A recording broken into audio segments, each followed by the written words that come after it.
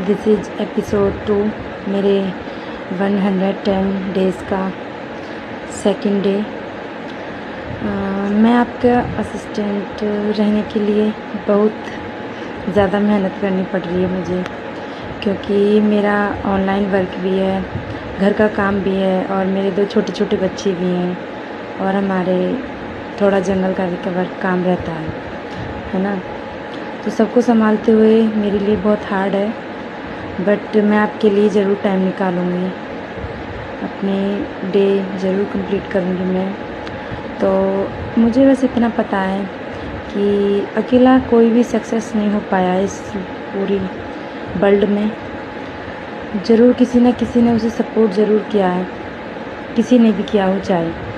तो मुझे भी पूरा भरोसा है कि आप लोग भी मेरा ज़रूर साथ देंगे, कहीं ना कहीं आप लोगों के साथ से ही हो पाएगा।